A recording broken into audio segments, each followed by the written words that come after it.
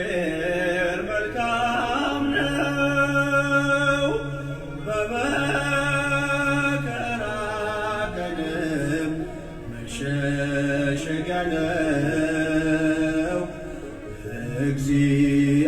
እግዚአብሔር መልካም ነው፣ በመከራ ቀንም መሸሸጊያ ነው።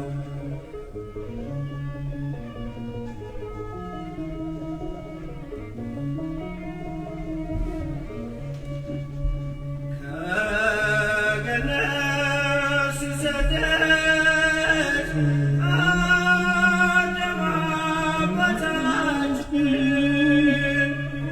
ሞት ነግሶበት ሳለ በእኛ በሁላችን ቃል እንደገባለት ተወልዶ ሊያድነው በመከራው ጊዜ መሸሸጊያ ሆነው በመከራው ጊዜ መሸሸጊያ ሆነው። እግዚአብሔር መልካም ነው፣ በመከራ ቀንም መሸሸጊያ ነው። እግዚአብሔር መልካም ነው፣ በመከራ ቀንም መሸሸጊያ ነው። በስመ አብ ወወልድ ወመንፈስ ቅዱስ አሐዱ አምላክ አሜን። አብርሃም ከካራን ከእናት ከአባቱ ቤት ከነዓን ሲገባ ሲሰደድ በእምነት ከተሰጠው ተስፋ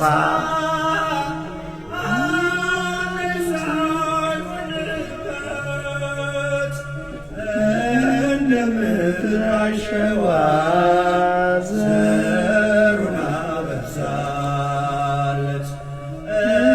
እንደ ምድር አሸዋ ዘሩን አበዛለት። ወንድሞቼ እግዚአብሔር መልካም ነው። እግዚአብሔር መልካም ነው፣ በመከራ ቀን መሸሸጊያ ነው።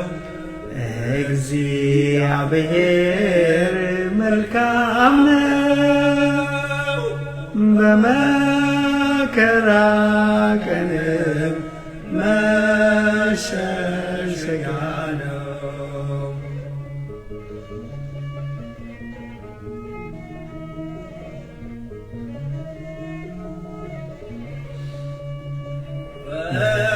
በሐዘን በችግር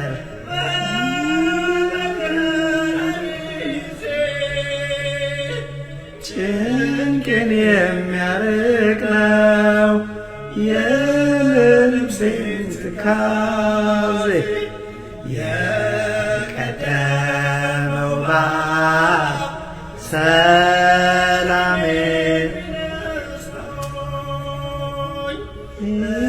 እግዚአብሔር መልካም ነው፣ ሐዘኔን አስረሳኝ።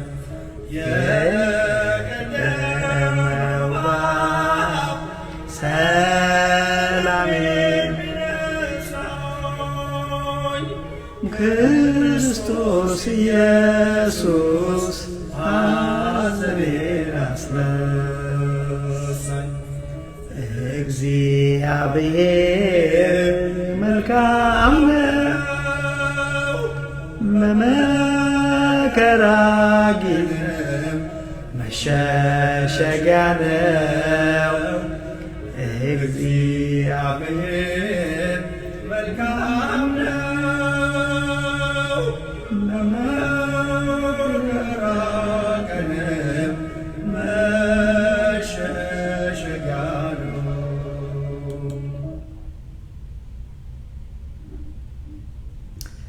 በስመ አብ ወወልድ ወመንፈስ ቅዱስ አሐዱ አምላክ አሜን። በክርስቶስ ወንድሞቼ እህቶቼ ሆናችሁ እንደምን ከረማችሁ? እንደምን ሰነበታችሁ? በቸርነቱ የጠበቀን የእድሜ ደሃ አላደረገን የአባቶቻችን የቅዱሳኑ የነቢያት አምላክ የሐዋርያት አምላክ የጻድቃን የሰማዕታት አምላክ የኛ ፈጣሪ የኛ ጌታ መልካሙ እግዚአብሔር ስሙ ከአጽናፍ እስከ አጽናፍ የከበረ የተመሰገነ ይሁን። አዎ እግዚአብሔር መልካም ነው ወንድሞቼ። አዎ ይሄን መልካም ቀን ይሄን ብሩህ ቀን የሰጠን የአባቶቻችን አምላክ እግዚአብሔር ስሙ ዳግመኛ ከአጽናፍ እስከ አጽናፍ የተመሰገነ ይሁን።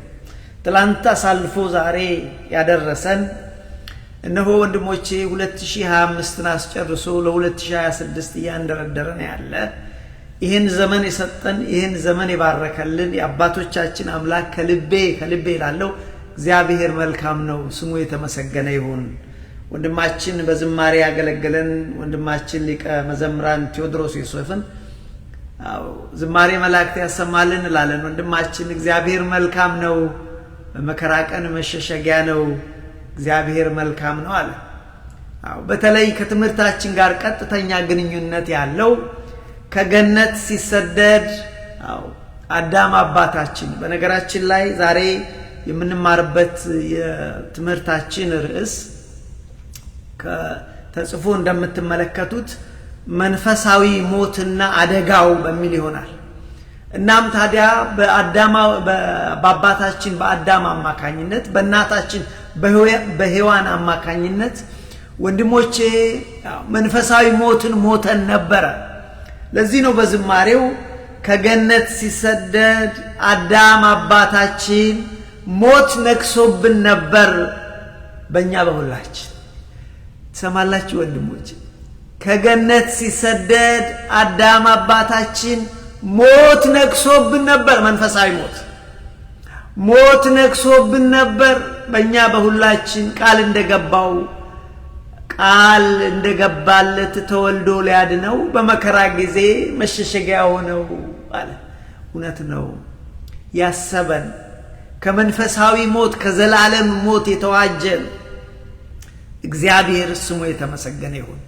ወገኖቼ ዛሬ እግዚአብሔር ቢረዳን የምንማርበት የትምህርታችን ርዕስ መግባኤ ላይ እንዳልኩት መንፈሳዊ ሞትና አደጋው በሚል ይሆናል።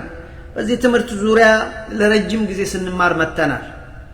ጠቅለል ባለ መልኩ ማለት በመንፈሳዊ እውርነት በመንፈሳዊ እንቅልፍ አሁን ደግሞ በመንፈሳዊ ሞት ዙሪያ ለረጅም ጊዜ ስንከታተል ቆይተናል።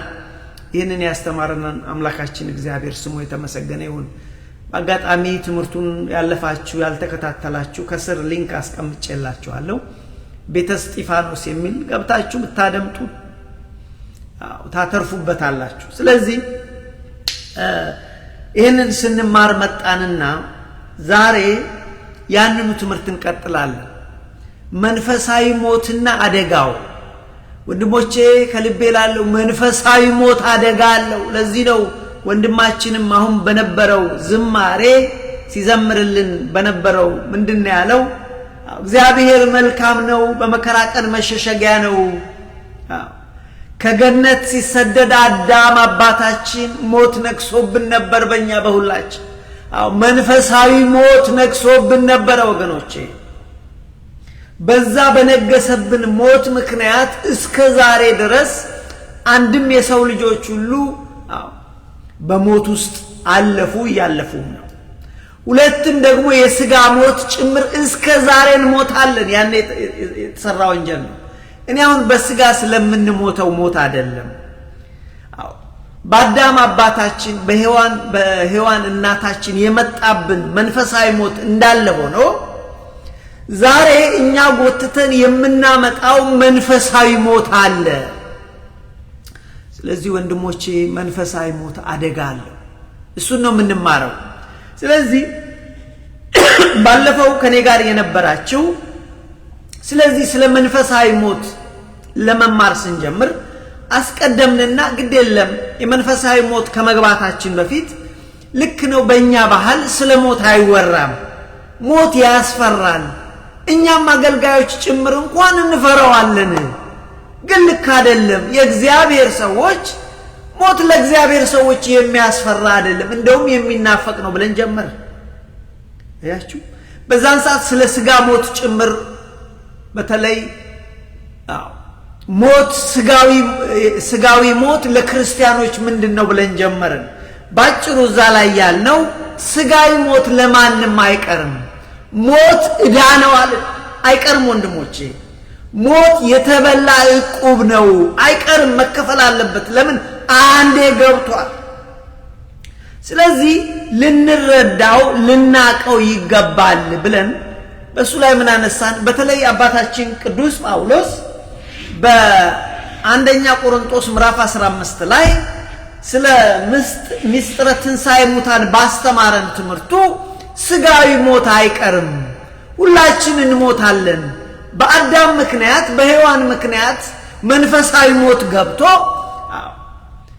ሰዎች 5500 ዓመት ክርስቶስ እስኪመጣ ድረስ በሞት ጥላ ስር በመንፈሳዊ ሞት ህይወት ውስጥ ነበር። ስጋዊ ሞት ግን ሰው ሁሉ ይሞታል። ሰው ሁሉ ግን የሚሞተው በተራው ነው አለ። እውነት እኮ ነው ወንድሞቼ። ስጋዊ ሞት አይቀርም፣ ግን በተራችን እንሄዳለን። ቅድመ አያቶቻችን ሞቱ፣ ቀጥለው አያቶቻችን ሞቱ።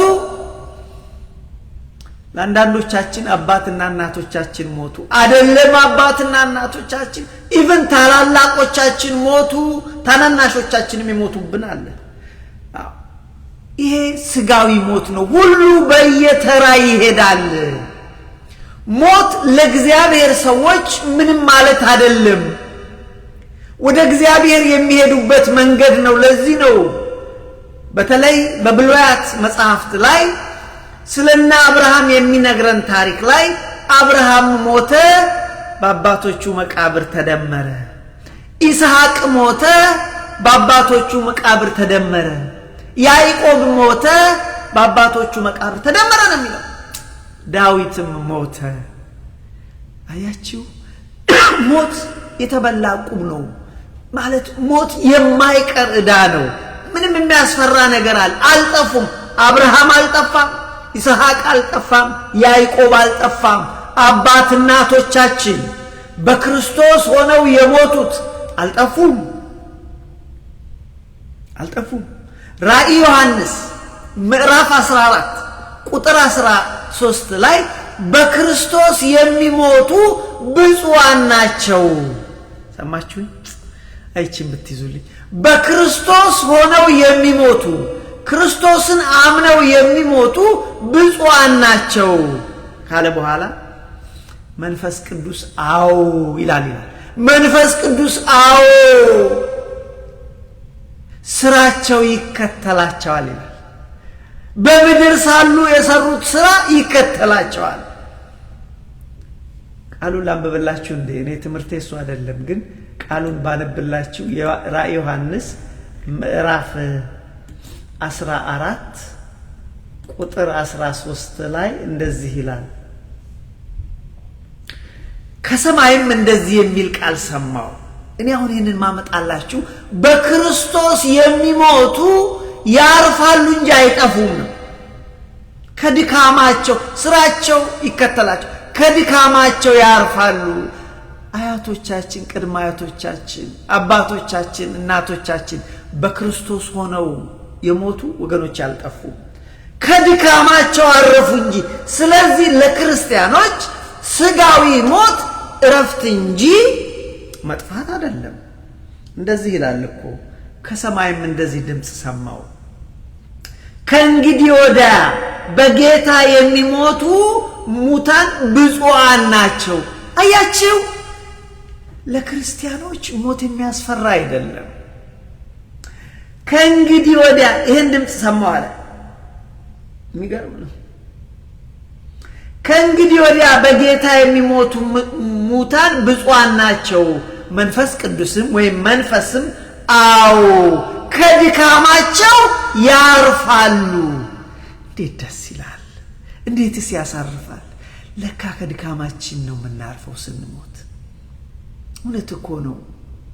ዳዊት ስለ ሞት በተናገረበት አንቀጹ የሰው ዕድሜ ቢበዛ 70 ነው ወይም 80 ነው፣ ይሄም ቢሆን በመከራ በድካም የተሞላ ነው አለ። እውነት ነው።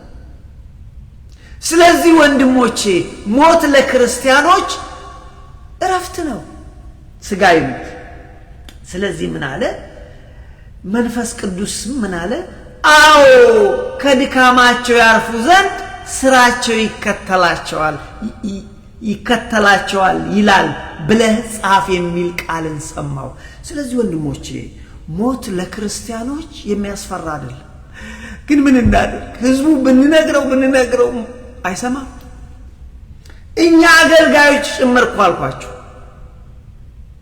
ስለዚህ ምንድነው ያልነው ባለፈው? ሞት ለክርስቲያኖች እንግዲህ ዓላማችን ስለ መንፈሳዊ ሞት ለመማር ነው። መንፈሳዊ ሞት ጋር ገና አልደረስኩም። ግን ለክርስቲያኖች ኢቭን ስጋዊ ሞት ምንድነው ብለን እንደ መንደርደሪያ አነሳ እና በአጠቃላይ ብለን ለእግዚአብሔር ሰዎች ሞት የሚያስፈራ አይደለም። እንደውም ቅዱሳን አባቶቻችን ሞት የሚናፈቅ ነገር ነው። በምድር ላይ በምንቆይበት ጊዜ እኮ ከክርስቶስ ርቀን ያለነው ቅዱስ ጳውሎስ ነው የሚለው ሁለተኛ ቆሮንቶስ ምዕራፍ 5 ላይ።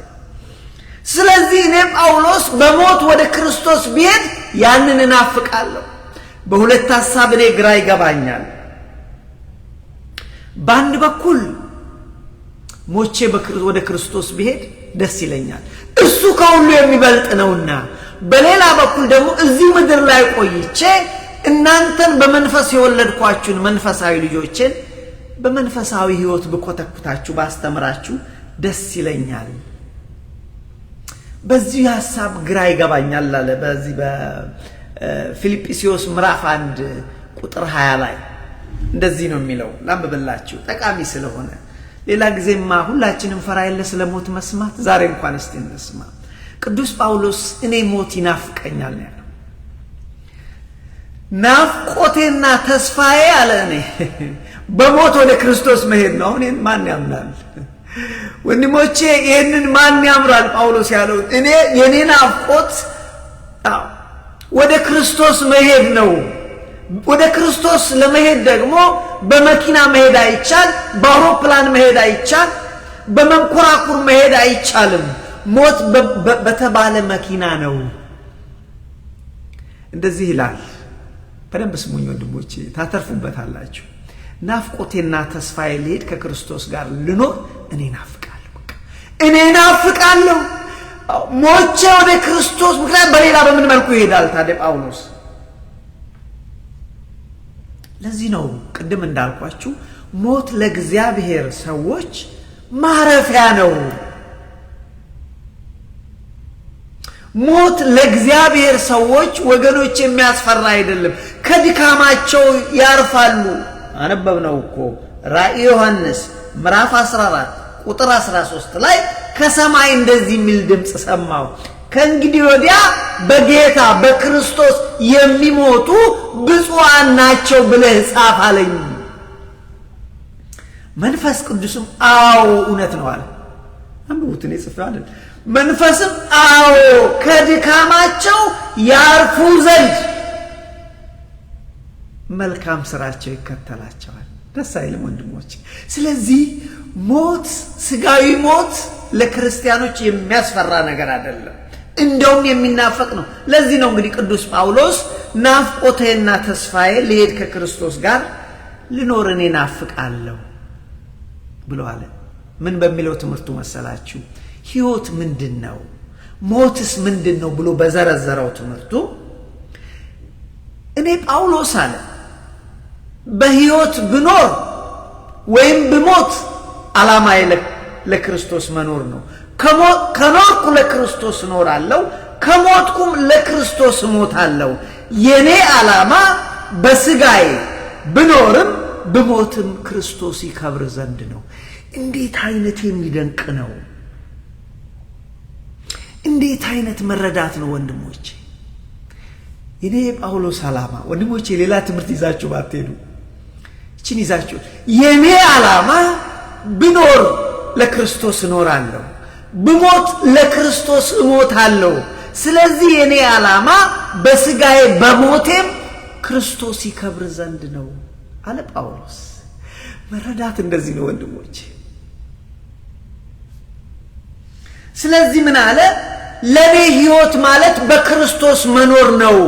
በምድር ላይ ስኖር ለኔ መኖር ማለት በክርስቶስ መኖር ነው። ማለት ክርስቶስ ኑሩ እንዳለው አድርጉ እንዳሉ ያደረጉ መኖር፣ አታድርጉ የተባለውን ትቶ መኖር ነው። ለኔ መኖር ማለት በስጋ በክርስቶስ ሐሳብ መኖር ነው።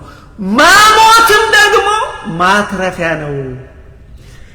አሁን እኔን ማን ያምነኛል መሞት ማትረፊያ ነው ብዬ ብል? እናንተም አታምኑ፣ እኛ አገልጋዮች ማናምንም። ሞት ለገባው ለጳውሎስ ግን ሞት ማትረፊያ ነው ያለው። እኔ ይናፍቀኛል መሄዳል። ስለዚህ ለክርስቲያኖች ወንድሞቼ ሞት የሚያስፈራ ነገር አይደለም፣ እንደውም የሚናፈቅ ነው። እና ምንድነው ያለው ቅዱስ ጳውሎስ በፊልጵስዩስ ምዕራፍ 1 ቁጥር 20 ጀምሮ ብታነቡት ይሄ ናፍቆቴ ተስፋዬ ነው፣ በአንድ ነገር እንኳን አላፍርም፣ ነገር ግን በሕይወት ብኖር ወይም ብሞት ክርስቶስ በግልጥነት ሁሉ እንደወትሮ አሁንም ደግሞ በስጋዬ ይከብራል። ለኔ ሕይወት ማለት ክርስቶስ ነው፣ ሞትም ጥቅም ያለው ነገር ነው። ሞት ጥቅም ያለው ነገር ነው። ለምንድን ነው ጥቅም ያለው? በሞት ነው ወደ እግዚአብሔር የምንሄደው፣ በሞት ነው እረፍት የሚገኘው። ይሄ ሲባል ራሳችሁን ግደሉ ማለት አይደለም። ራስን መግደል ነፍሰ ገዳይነት ነው። ራስን መግደል ኃጢአት ነው። እሱን ማለት አይደለም። እድሜ እግዚአብሔር የሰጠንን እድሜ ጨርሰን ብንሞት የሚያስፈራ አይደለም። ስላላወቅ ነው ግን እንፈራዋለን።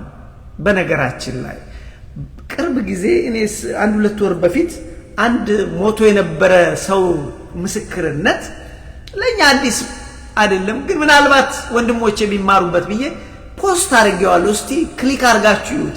ይሄ ሰውዬ ሞቼ ነበር ነው የሚለው። ሞቼ ክርስቶስን አየሁ፣ ሞቼ ቅዱሳን መላእክትን አየሁ፣ ሲኦልንም አየሁ፣ ዲያብሎስንም አየሁ። ግን መጨረሻ ክርስቶስን ካየሁ በኋላ ግን ወደዚህ ምድር ልመጣ አልወደድኩም። እባክህ ክርስቶስ ልቆይ ብዬ እግሩ ላይ ሙጭጭ አልኩኝ። አይሆንም አንተ ተመለስ አለኝ። ሂዱና ስሙት፣ ይጠቅማችኋል። አዲስ ትምህርት አይደለም፣ ወንጌል የሚለውን ነው። ሰውየውም አየሁት ደረሰ ብሎ ያለው። ዞሮ ዞሮ ይውላችሁ እኔ ባለኝ በዚች በትንሽ ዕውቀቴ እንኳን ባደረኩት ትንሽ ንባብና መመልከት የተረዳሁት በተለይ ሞተው ክሊኒካሊ ዴድ ሆነው ሞተው የተነሱ ሰዎችን ታሪክ ሳጠና እኔ አንድም ሰው አላየሁም ከሞተ በኋላ ባካችሁ ልመለስ፣ እንደውም እንዳትመልሱኝ ነው የሚለው። ለምን? እዛ የበለጠ ነው። በጣም የሚደንቅ ነው። በጣም ደስ የሚል ነው። ቅዱሳን መላእክት ባሉበት፣ ቅዱሳን ነቢያት ሐዋርያት ባሉበት፣ አባቶቻችን እናቶቻችን ባሉበት፣ የኔ አባት አባባ እማማ ባሉበት፣ የእናንተ አባት የእናንተ እናት እማማ ባሉበት፣ ወንድሞቼ ስለኛ መልካም ነገር አይደለም እዛ ከክርስቶስ ጋር የምንኖረው፣ እግዚአብሔር ስለሰራው ትልቁ ስራው ነው። ያም ዓለም ይድን ዘንድ እግዚአብሔር አንድ ልጁን ሰጠ፣ በሱ የሚያምን ሁሉ የዘላለም ሕይወት አለው ይላል። እኛ ደግሞ አምነናል። እኛ እኮ ክርስቲያን ነን፣ ወልድ ዋህድ ኢየሱስ ክርስቶስ ብለን የምናምር። ስለዚህ ቅዱስ ጳውሎስ ምን አለ? ለኔ ሕይወት ማለት ክርስቶስ ነው። በምድር መኖር ማለት እንደ ክርስቶስ ሐሳብ መኖር ነው። ሞትም ማለት ጥቅም ያለው ነገር ነው። ነገር ግን በስጋዬ መኖር ለኔ የሥራ ፍሬ ቢሆን ምን እንደምመርጥ አላቅም።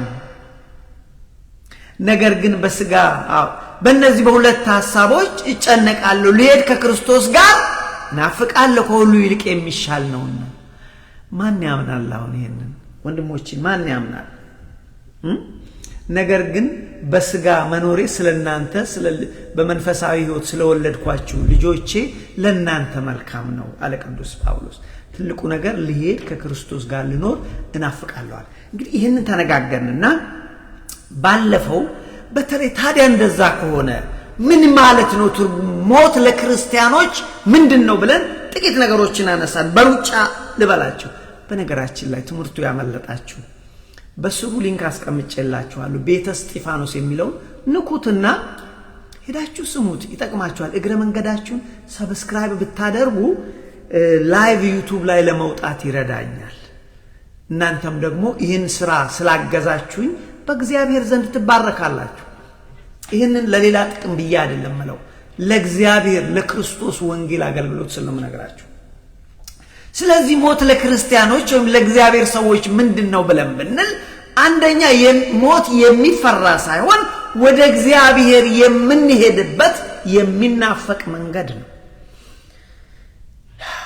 ይገባችኋል? ይሄ ነገር የሚናፈቅ መንገድ ነው። ምን ማለት መሰላችሁ? እኔ ልጅ ሆኜ አባቴ ታሪኩ ረጅም ነው፣ በሕፃንነቴ ጠፍቶ ነበር። የሄደበትን መንገድ አውቃለሁ። ከኛ ቤት ማዶ ላይ ትልቅ ጎዳና አለና በዛ ጋር ነው ሄደው አባት ብለው ነግረውኛል። ሁሉ ጊዜ አባባ በዛ ጋር ይመጣል ብዬ አስባለሁ። አባባ ይመጣል እያልኩ ሁሉ ጊዜ አስባለሁ፣ እናፍቃለሁ አባቴ። አባትህ ጋር እንውሰድ ሰዎች ቢሉኝ ምን ያህል ደስ እንደሚለኝ አስቡት። ነጥቤ አንድ ሰው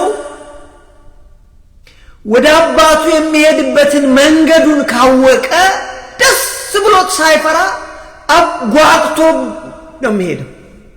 ችግር የሚሆነው መንገዱን ካላወቀ እጠፋለሁ ብሎ።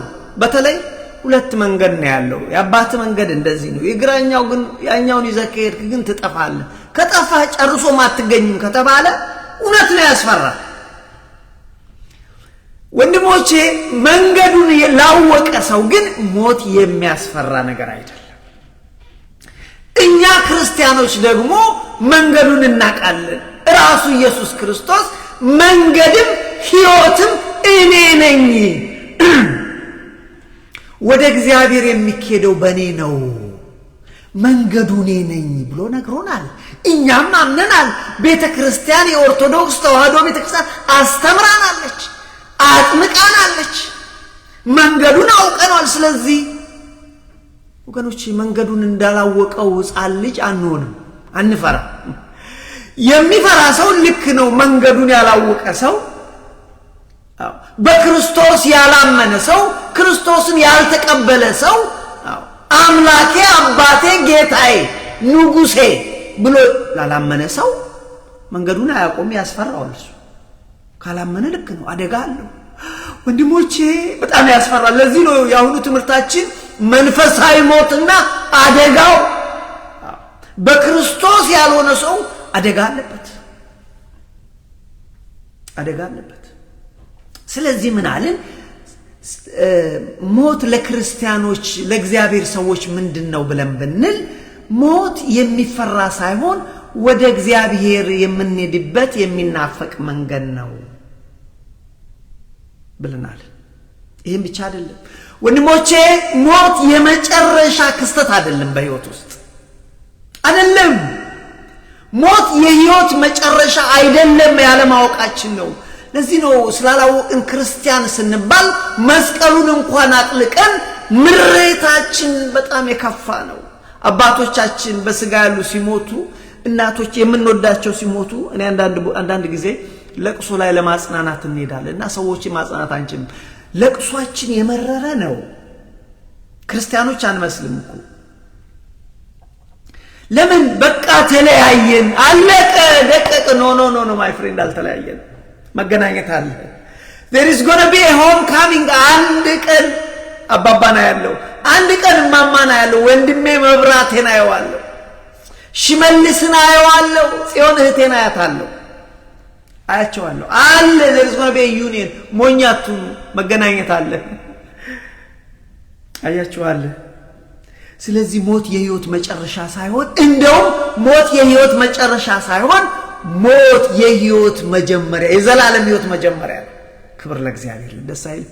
ሞት የህይወት መጨረሻ ሳይሆን ለእግዚአብሔር ሰዎች ስጋዊ ሞት የዘላለም ህይወት መጀመሪያ ነው። ባለፈው አንድ ታሪክ ነግራችሁ የለ? በናዚ ጀርመን ጊዜ አንድ ወታደር ተይዞ ክርስቲያን ወታደር መስቀል ያጠለቀ ስማ ልንገልህ ነው አሉት ናዚዎች። የመጨረሻ የምትናገረው ነገር አለ የህይወት እኮ መጨረሻ ነው ሲሉት ኖ መጨረሻ ለእናንተ ለገዳዮች ነው፣ ሰውን ለምትገሉ ለምታስገድሉ መጨረሻ ለእናንተ ነው፣ ለኔ ግን የህይወት መጀመሪያ ነው አለ። አያችሁ? ስለዚህ ሞት የህይወት መጨረሻ ሳይሆን የዘላለም ህይወት መጀመሪያ ነው አለ። ለዚህ ነው እነ ቅዱስ ጳውሎስ ሞት የሚናፈቅ ነው ብለው የተናገሩት። ይሄ ብቻ አይደለም ያነሳ ነው። ሞት ምንድነው ብለን ብንል ሞት እኮ አለና ለክርስቲያኖች ሞት እንደ መወለድ ነው። መወለድን የማያውቅ ሰው የለም። እኔ 4 ልጆች አሉኝ እና መወለድ ምን እንደሆነ መወለድ በደንብ አድርጌ ይገባለሁ። እናንተም ታውቃላችሁ። አንድ ሕፃን ልጅ 9 ወር እናቱ ማህፀን ከተቀመጠ በኋላ በቃ ወደደም ጠላ በሞት ይወለዳል። ማን ነው ይወለዳል? ይቅርታ ከኋላዬ ሕፃን ልጆች እየረበሹኝ ሆኖ ነው ድምጻቸው ይሰማኛል። ተስፋ አደርጋለሁ ያቆማሉ የኔ ልጆች። ኤኒዌይ ስለዚህ አንድ ሕፃን ልጅ ወደደም ጠላም ስለተመቸው ኢቭን ማህፀን ደስ ስላለው አልወለድም ምን ያልወጣም ማለት አይችልም። ወደደም ጠላም 9 ወር ሲደርስ ምንድነው ውልቅ ብሎ ወደዚህ ዓለም ይወለዳል ይመጣል። እንደዛው ወገኖቼ እግዚአብሔር በዚች ምድር ላይ የሰጠንን 80 ዓመት ከኖርን በኋላ ሞት በተባለ መወለድ ወደ እግዚአብሔር መንግስት እንወለዳል። ስለዚህ ሞት ምንድነው ብለን ብንል ወደ ዘላለም ህይወት የምንወለድበት መንገድ ነው። አያችሁ? ለዚህ እኮ ነው ቅዱስ ጳውሎስ እኛ እኮ በምድር ላይ ከቆየን ከምንወደው ከአባታችን እግዚአብሔር በጣም ርቀን ያለ ነው። ሂዱና 2ኛ ቆሮንቶስ ምዕራፍ 5 አንብቡ ከቁጥር 1 ጀምራችሁ። በምድር ላይ ስንቆይ ከእግዚአብሔር በጣም ርቀን ያለ ነው የሚለው። ስለዚህ ሞት ወደ ዘላለም ህይወት የምንወለድበት መንገድ ወይም ክስተት ነው ማለት ነው። ሶስተኛው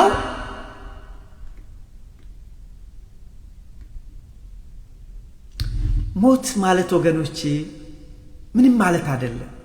ድሮ የንስሐ አባቴ ምን ብለው ያስተምሩኝ ነበር? እግዚአብሔርን ቃል ሲያስተምሩኝ ቁጭ ብለን እንደዚህ እናወራለን፣ ያስተምሩኛል። እንደዚህ መኪና ውስጥ እናወራለን። ስማ እስጢፋኖስ ሞት ምን እንደሆነ ታውቃለህ ይሉኛል።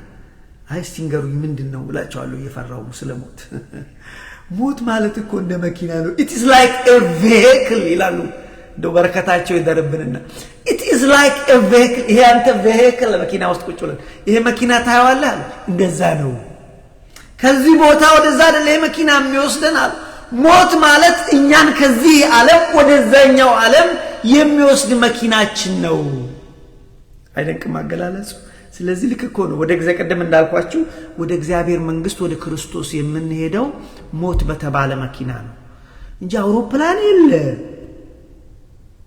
መንኮራኩር የለ። ራሱ መኪናማ ወደ ላይ ወደ ሰማይ አንሳፈፍ። ስለዚህ ሞት ማለት እንደዛ ነው ወንድሞች። ስለዚህ ለክርስቲያኖች ሞት ወደ እግዚአብሔር መንግስት የሚሄዱበት የሚሻገሩበት መጓጓዣ መኪና ነው። that's it። ስለዚህ ሞት የሚፈራ ነገር ሳይሆን ለእግዚአብሔር ሰዎች መንገዱን ላወቁ እንደ ክርስቶስ ሐሳብ ለሄዱ የሚያስፈራ ሳይሆን እንደውም የሚናፈቅ ነው። አያችሁ? ለእግዚአብሔር ሰዎች እንደዚህ ነው። በነገራችን ላይ የዛኑ ያህል ደግሞ የሚያስፈራ አለ። ምንድነው እሱ? መንፈሳዊ ሞት ነው ወገኖቼ። መንፈሳዊ ሞት ግን ያስፈራል።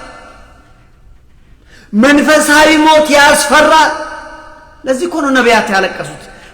የሰው ልጆች ክርስቶስ እስኪመጣ ድረስ በመንፈሳዊ ሞት ውስጥ ነበሩ።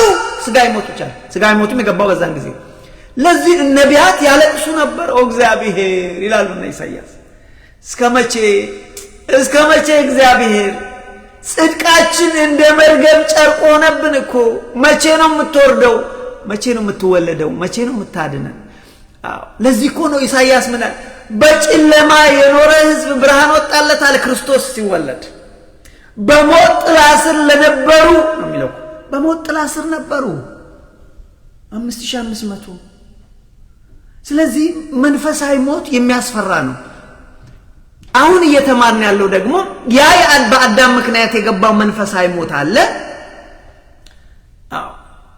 በክርስቶስ ስንሆን ከሱ ተሻግረናል ነገር ግን በራሳችን ጎትተን የምናመጣው መንፈሳዊ ሞት አለ ስለሱ ነው ስለዚህ መንፈሳዊ ሞት በአጠቃላይ ግን የሚያስፈራ ነው ወንድሞች በጣም የሚያስፈራ ነው መንፈሳዊ ሞት በጣም የሚያስፈራ ነገር ነው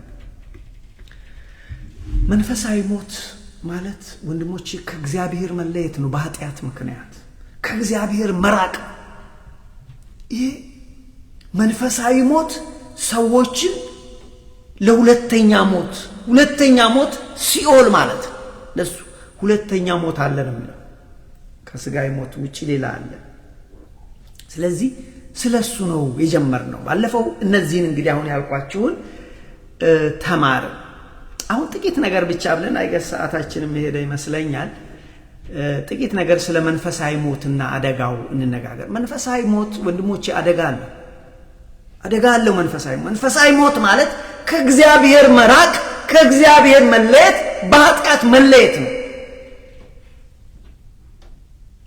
ስለዚህ አደጋ አለ ሰዎች ስለ መንፈሳዊ ሞት እና ስለ መንፈሳዊ ህይወት ጊዜ ወስደው ሊያስቡበት በተቻላቸው መጠን ሊረዱት ይገባል አሉ አይሰራም ወንትና ስላሉ ነው አይሰራም my friend it doesn't work my friend አይደለም አይሰራም ዛሬ ነው በደንብ አጣርተ እስጢፋኖስ ዲያቆን እስጢፋኖስ ስላለ ነው ኖ እስጢፋኖስ ያለውን ስማ ግን አጣራው እውነት ነው ወይ መምህር እስጢፋኖስ ወይ መምህር ከሌ አስተምሮኛል እንዲህ ስላለ ነው ኖ ስማው ግን አጣራው እውነት መሆኑን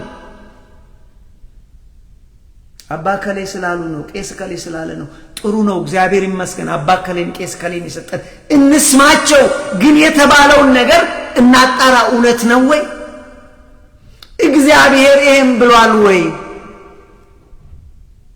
ከብቷች ለምን ሐሰተኛ ነቢያት ሐሰተኛ አስተማሪዎች ተለቀዋል ምድር በሐሰት ተሞልታለች ወይዘሪው ላይ ጦርና ስለዚህ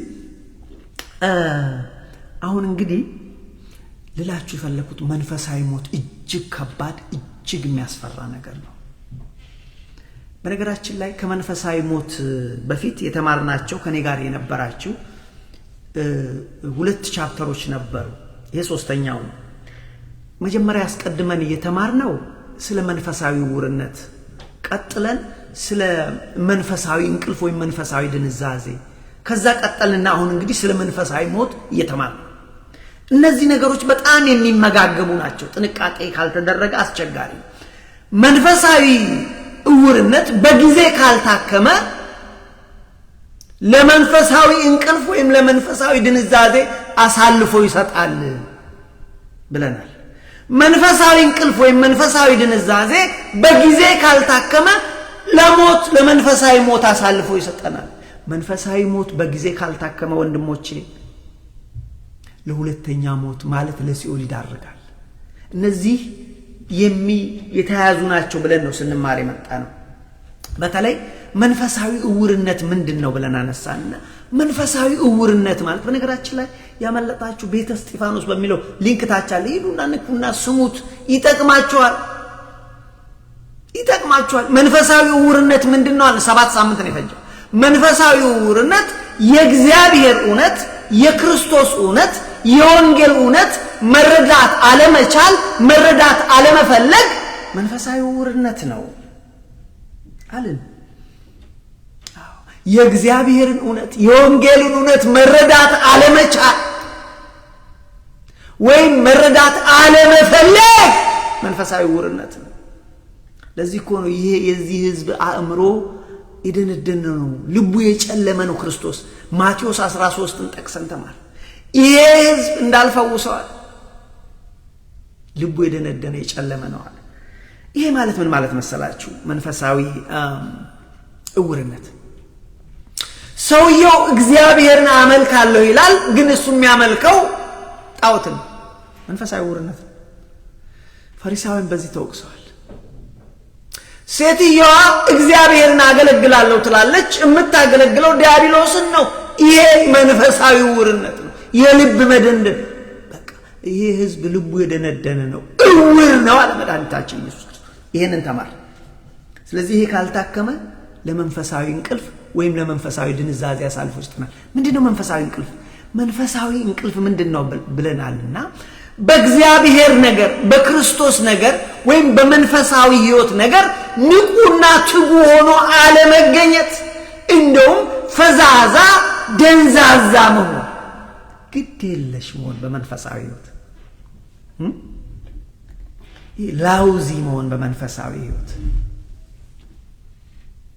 መንፈሳዊ እንቅልፍ መንፈሳዊ እንደ ጋንግሪን ነው አለ። ጋንግሪን ቀስ ብሎ በእግር ይገባና እያደነዘዘ ሰውየውን ይገለዋል። መንፈሳዊ እንቅልፍ እንደዛ ነው። ልንነቃ ይገባል። ራሱ መድኃኒታችን ኢየሱስ ክርስቶስ ነቅታችሁ ተግታችሁ ጠብቁኝ፣ እኔ ባልታሰበ ሰዓት እንደ ሌባ እመጣለሁ፣ ነቅታችሁ ተግታችሁ ጠብቁኝ ይላል። በሉቃስ 12 እንደውም በሉቃስ 12 ላይ ምን ይላል መሰላችሁ? ክርስቶስ ነግሮናል። ማቴዎስ 24 ላይ ነግሮናል። አደራ ስመጣ ተኝታችሁ እንዳላገኛችሁ፣ አደራ ነቅታችሁ እየተጋችሁ ጠብቁኝ እንዳታንቀላፉ፣ አደራ። የአስሩን ቆነጃጅት ምሳሌ ሰጥቶ አደራ ነቅታችሁ። ስለዚህ መንፈሳዊ እንቅልፍ አያስፈልግም ብሎ አስተማረ። ይሄ ማቴዎስ 25 ላይ አደራ ስመጣ ተኝታችሁ እንዳላገኛችሁ ብሏል። ሉቃስ ወንጌል ላይ ሉቃስ 12:35 ጀምሮ ደግሞ እናንተ ወገባችሁ የታጠቀ መብራታችሁ የበራ የሰው ልጅ ባላሰባችሁበት ሰዓት ይመጣልና አደራ ተግታችሁ ጠብቁኝ፣ ወገባችሁ የታጠቀ መብራታችሁ የበራ አገልጋዮች ሆናችሁ ጠብቁኝ ብሎ ታማኝና ልባም አገልጋይ ማን ነው? ጌታውን እየተጋ የሚጠብቅ ብሎ አስተማረ። ይሄን ብቻ ሰነፍስ ማን ነው ብሎ ስለ ሰነፍም ነገር ጌታዬ ይዘገያል ብሎ ቤተሰቦቹን የሚያስጨንቀውን አገልጋይ ጭምር ነገረ። ስለዚህ ምን አለ መድኃኒታችን ኢየሱስ ክርስቶስ ሉቃስ 12 ወገባችሁ የታጠቀ መብራታችሁ የበራ ይሁን። እናንተ ጌታችሁ መጥቶ ደጁን ሲያንኳኳ ወዲያው እንደሚከፍቱለት ከሰርግ እስኪመለስ ድረስ የሚጠብቁ ሰዎችን ምሰሉ። ስለዚህ መንፈሳዊ እንቅልፍ በእናንተ እንዳይነግስ። መንፈሳዊ እንቅልፍ ምንድነው አለ? በመንፈሳዊ ሕይወት ንቁና ትጉ ሆኖ ክርስቶስን መጠበቅ ነው ብለን እናንተ ተዘጋጅተን መጠበቅ እንዳለብን ተማር። ይሄ ብቻ አይደለም። አሁን ከዚህ ቀጥለን መንፈሳዊ እንቅልፍ በጊዜ ካልታከመ ወደ መንፈሳዊ ሞት ይወስዳል። አሁን የጀመርነው ትምህርት እሱ ነው። መንፈሳዊ ሞት ምንድነው ወንድሞቼ? ሰዓቴ ሄዷል። ጥቂት ነገር ብዬ አቆማለሁ። በሚቀጥለው እንግዲህ ነገም ቢሆን በሚቀጥለውም ቢሆን ይቅርታ እንማራዋለን። መንፈሳዊ ህይወት መንፈሳዊ ሞት ምንድነው? መንፈሳዊ ሞት ሲባል ምን ማለት ነው? ይሄ ያስፈራል። መንፈሳዊ ሞት አደጋ አለው። ስለዚህ በጊዜ ካልታከመ ለሁለተኛ ሞት አሳልፎ ለሲኦል አሳልፎ ነው የሚሰጠን። መንፈሳዊ ሞት ማለት በኃጢአት ምክንያት ከእግዚአብሔር አምላክ መለየት፣ በኃጢአት ምክንያት ከእግዚአብሔር መራቅ፣ ፈጽሞ መራቅ መንፈሳዊ ሞት። ከእግዚአብሔር መለየት ሰምታችኋል? መንፈሳዊ ሞት ማለት በኃጢአት በበደል ምክንያት ከእግዚአብሔር መለየት። በሌላ አነጋገር መንፈሳዊ ማለት በኃጢአት ወይም በኃጢአት ፍጹም መያዝ፣ በቃ ወይም ኃጢአትን እንደ ምግብ እንደ መጠጥ እንደ ኦክሲጅን ሕይወት አድርጎ መያዝ። በአጠቃላይ መንፈሳዊ ሞት ማለት ከእግዚአብሔር ያለን ግንኙነት ቶታሊ ሲቋረጥ በቃ እግዚአብሔር እኮ የለም ምን ያስፈልጋል ከእግዚአብሔር ጋር መኖር ብለን ከተለየን ይሄ መንፈሳዊ ሞት ነው። ውጤቱም እጅግ ከባድ ነው። ክርስቲያኖች ሕይወታቸውን እንዲመረምሩ በመንፈሳዊ ሞት እንዳይያዙ ጥንቃቄ እንዲያደርጉ ተመክረዋል። ለምሳሌ እቺን ላንብበላችሁና ሰዓቴ የሄደ ይመስለኛል አቆመዋለሁ። ቅዱስ ጳውሎስ የኤፌሶን ቤተክርስቲያንን ሲመክራቸው እናንተ ኤፌሶን ቤተክርስቲያን ሰዎች ሆይ በቀደመ ጊዜ እኮ በሕይወታችሁ ሙታን ነበራችሁ፣ መንፈሳዊ ሞት በእናንተ ላይ ነክሶ ነበር። አሁን ግን ወደ እግዚአብሔር መጣችሁ፣ በክርስቶስ ቅዱሳን ሆናችሁ፣ ይህን በጥንቃቄ ያዙት እያለ ያስተምራቸዋል። መንፈሳዊ ሕይወትን በጥንቃቄ መያዝ ያስፈልጋል።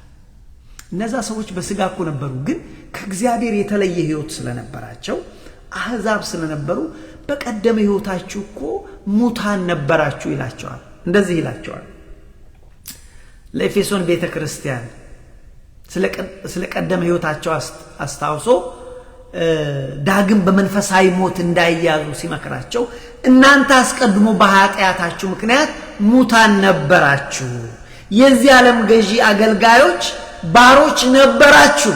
የዚህ ዓለም ገዢ የዲያብሎስ አገልጋዮች ነበራችሁ። በፍጥረታችሁ ክርስቶስን ሳታውቁ በፍጥረታችሁ የቁጣ ልጆች ነበርን። እኔ ጳውሎስ ነበርኩ፣ እኔም ጭምር።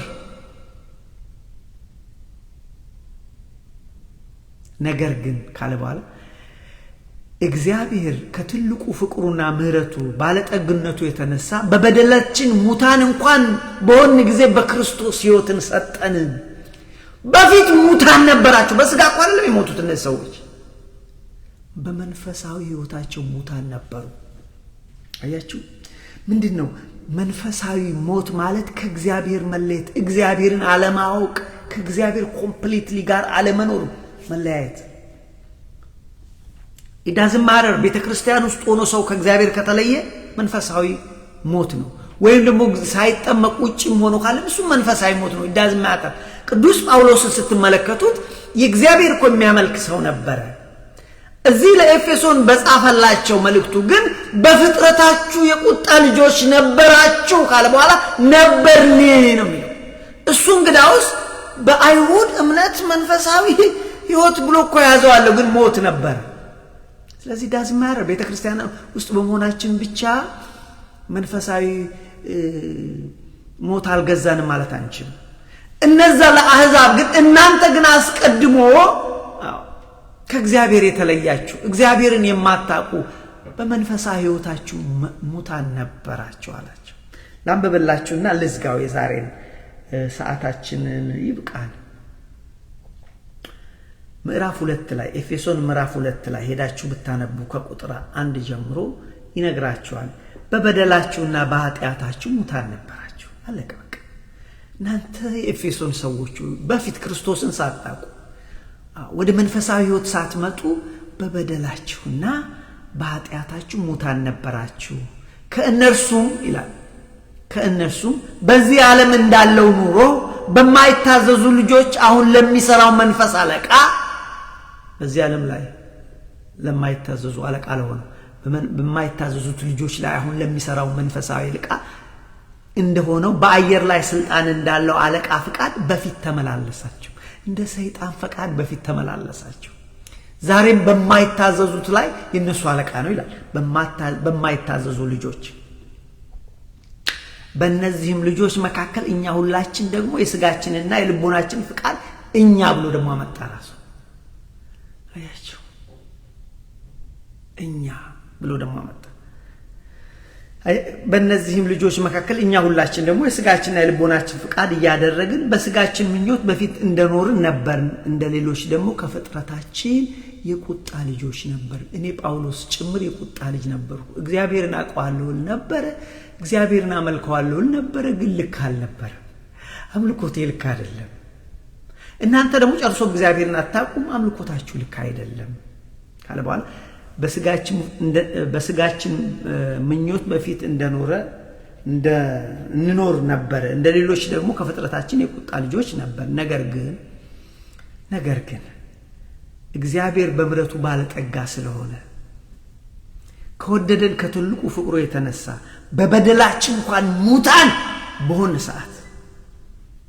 በሆን ጊዜ ከክርስቶስ ጋር ሕይወትን ሰጠን። በጸጋው ድናችኋል። አሁን ሙታን አይደላችሁም፣ አሁን በጸጋው ድናችኋል። እናንተ ኤፌሶን ቤተክርስቲያን በጸጋው ድናችኋል አለ። እውነት ነው፣ በጸጋው ድነናል። በራሳችን ያመጣነው አይደለም። ክርስቶስ እንዲወለድ እኛ ቆፍረን ጾመን ጸልየን ያመጣነው አይደለም። እግዚአብሔር ከትልቁ ፍቅሩ የተነሳ ወንድሞቼ ክርስቶስን ሰጠን። አልሰጠንም? ወንድ ልጅ ተወለደላችሁ ተብለን እግዚአብሔር በጸጋው ሰጠን። ይሄ ነው በጸጋው ድናችኋል ማለት። በጸጋው የእግዚአብሔር ልጆች ሆናችኋል።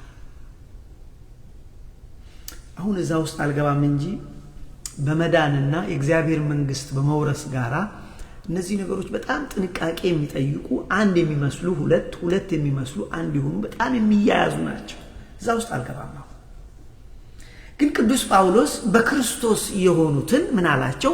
በጸጋው ድናችኋል፣ በጸጋው የእግዚአብሔር ልጆች ሆናችኋል፣ በጸጋው ክርስቲያን ሆናችኋል። ጎትታችሁ ፈልጋችሁ አሁንም ኃጢአትን ካላመጣችሁ በስተቀር እግዚአብሔር መንግስት ትወርሳላችሁ። ኦፍ ኮርስ አለ። እኔ ጳውሎስ በኋላ ስለራሱ ሲናገር ለሌሎች ከሰበኩ በኋላ የተጣልኩ እንዳልሆን ራሴ ስጋዬን ወስመዋለሁ። ጸጋውን ደግሞ እንዳታድፋፉ። ጸጋውን ያድፋፋ ደግሞ ማት ቁጣ፣ የእግዚአብሔር ቁጣ ይገለጥበታል። ስለዚህ ጸጋውንም በጸጋው ድነናል። ግን ይህን ጸጋው ጠብቀን ተንከባክበን መቀጠል ያስፈልጋል። ስለዚህ ምን አለ ቁጥር 5 ላይ ብቻ ላንብብላችሁና ልጨርስ። ከወደደን ከትልቁ ፍቅሩ የተነሳ ጸጋ ማለት ነው። በበደላችን ሙታን እንኳን በሆን ጊዜ ሙታን ነበርን። በበደላችን ሙታን እንኳን በሆን ጊዜ ከክርስቶስ ጋር ሕይወትን ሰጠን። በጸጋ ድናችኋልና ስለዚህ ከእንግዲህ ወዲያ ከእግዚአብሔር የሚለይን ኃጢአትን አታድርጉ፣ መንፈሳዊ ሞትን ከዚህ በኋላ አትጣሉ፣ የተቀበላችሁትን ጸጋ በጥንቃቄ ያዙት፣ ኑሩበት ብሎ አስተማረ። አሁን እኔ እዚህ ጋር ቆማለሁ። ሰዓታችን ስለሄደ ይበቃናል። በአጠቃላይ ዛሬ የተማርነው የጀመርነው ስለ መንፈሳዊ ሞት ነው። መንፈሳዊ ሞት አደጋ አለው ወንድሞች። መንፈሳዊ ሞት ማለት ከእግዚአብሔር መለየት ነው በኃጢአት ምክንያት ብለናል። አስቀድመን ግን ዛሬ የተማርነው ስጋዊ ሞትን አየን። ስጋዊ ሞት ለክርስቲያኖች ምንድነው አለ። ስጋዊ ሞት ለክርስቲያኖች የሚፈራ ነገር አይደለም፣ እንደውም የሚናፈቅ ነው ብለን ቅዱስ ጳውሎስ እኔ ግን እናፍቃለሁ፣ ወደ ክርስቶስ መሄድ እናፍቃለሁ፣ ሞቼ መሄድ እፈልጋለሁ፣ ምክንያቱም there is no other way to go ወደዛ ብለን አነሳን። ለክርስቲያኖች ስጋዊ ሞት የሚያስፈራ አይደለም። እንደውም ለክርስቲያኖች ስጋዊ ሞት ምንድነው? እረፍት ነው። ራዕይ ዮሐንስ ምዕራፍ 14 ቁጥር 13ን ጠቅሰን ከሰማይ እንዲህ የሚል ድምጽ ሰማሁ፣ ከእንግዲህ ወዲያ በጌታ የሚሞቱ ብፁዓን ናቸው ብለህ ጻፍ። ከእንግዲህ ወዲያ በክርስቶስ አምነው የሚሞቱ ብፁዓን ናቸው። መንፈስም አለ እውነት ነው። መንፈስም ከድካማቸው ያርፋሉ። ስለዚህ ለክርስቲያኖች ስጋዊ ሞት እረፍት ነው። ስጋዊ ሞት እንደመወለድ ነው፣ ወደ እግዚአብሔር መንግስት እንደመወለድ ነው። ስጋዊ ሞት የመጨረሻ ሳይሆን የዘላለም ሕይወት መጀመሪያ ነው ብለን አየን። ይህም ብቻ አይደለም፣ ከሱ ጋር አያይዘን ወደዚህ ወደ መንፈሳዊ ሞት የሚያመጡ ነገሮች ሌሎች አሉ። ያመለጣችሁ እዛ ስር ሊንክ አለ፣ ሄዱና ንኩና ስሙት። መንፈሳዊ ዕውርነት አደጋ አለው። መንፈሳዊ ዕውርነት በጊዜ መታከም አለበት። መንፈሳዊ ውርነት በጊዜ ካልታከመ ለመንፈሳዊ እንቅልፍ ወይ መንፈሳዊ ድንዛዜ አሳልፎ ይሰጠናል። ድንዛዜ እንደ ጋንግሪን ነው። ጋንግሪን እግር ሲይዝ ድንዛዜ ሰው የደነዘዘ እግሩ የደነዘዘ ይሞታል።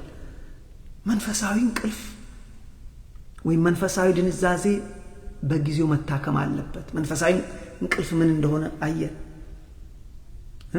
ንቁና ትጉ በመንፈሳዊ ሕይወት ንቁና ትጉ አለመሆን፣ ስልቹ ሰነፍ መሆን፣ ይህ ካልታከመ ለመንፈሳዊ ሞት አሳልፎ ይሰጠናል። መንፈሳዊ ሞት ደግሞ በኃጢአት ምክንያት ከእግዚአብሔር መለየት ነው፣ ከእግዚአብሔር መራቅ ነው ብለን ተማርን። ስለዚህ ወንድሞቼ ትልቁ ነገር ምን እናድርግ? እንግዲህ ከተማርን ራሳችንን እንመርምር፣ እናስተካክል። እግዚአብሔር መልካም ነው።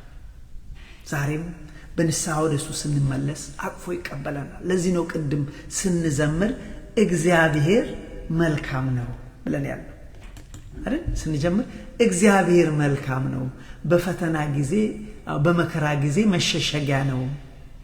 ከገነት ሲሰደድ አዳም አባታችን ሞት በነገሰ ሞት ነክሶብን ሳለ በእኛ በሁላችን እውነት ነው ሞት ነክሶብን ነበር። ከሞት ያወጣን ክርስቶስ ነው ወንድሞች። ከገነት ሲሰደድ አዳም አባታችን ሞት ነክሶብን ሳለ በእኛ በሁላችን ቃል እንደገባለት ተወልዶ ሊያድነው በመከራው ጊዜ መሸሸጊያ ሆነው እግዚአብሔር መሸሸጊያ ሆነ። ደስ የሚለውን ነገር ልንገራችሁና እዚህ ጋር ላቁም። እግዚአብሔር መልካም ነው። ዛሬም በንስሐ ስንመለስ ይቀበላል። ለኛ ዛሬም አዲስ ቀን ነው። ሰላም እግዚአብሔር ይብዛላችሁ። ሰላሙን ከስር ሊንክ አስቀምጬላችኋለሁ። እሷን ነክታችሁ ሰብስክራይብ ብታደርጉ ለዩቲዩብ ላይ ለማውጣት ይረዳኛል። ከቻላችሁ አድርጉ፣ እንደ አገልግሎት ይቆጠርላችኋል። ካላደረጋችሁም እኔ ራሴን ሰጥቻችኋለሁ። እንግዲህ ነገ ወደ እግዚአብሔር ስንሄድ ደግሞ ያው ስራችሁ ይከተላችኋል አይደል የሚለው ቅድም። አሁን ስራችን እኮ ይከተላል። አሁን እዚህ ጋር መቀመጣችሁ እኔ ለእግዚአብሔርን ቃል ለእናንተ ማካፈል እናንተ መስማችሁ ስራችን እኮ ይከተላል። እንደዚህ እኮ ይላል ከሰማይ ከእንግዲህ ወዲያ በጌታ የሚሞቱ ብፁዓን ናቸው፣ መንፈስም አዎን ከድካማቸው ያርፉ ዘንድ ስራቸው ይከተላቸዋል ይላል። ስለዚህ ወገኖቼ እናንተ ማገልገል አንዱ እኔ ለምሳሌ በሊንኩ ነካ ብታደርጉ እኔ ለስጋዬ ጥቅም አይደለም፣ እሱን ያውቃል እሱ ባለቤቱ። ይሄ ነው ያስተማረን የመከረን የአባቶቻችን አምላክ እግዚአብሔር ስሙ የተመሰገነ ይሁን። ከወደዳችሁት ለሌሎች ሼር በማድረግ ብትረዱኝ ደስ ይለኛል። ቀኑ የተባረከ የተቀደሰ ቀን ይሁንላችሁ። መልካም ዘመን ካልተገናኘን ሰላሙን አሜን።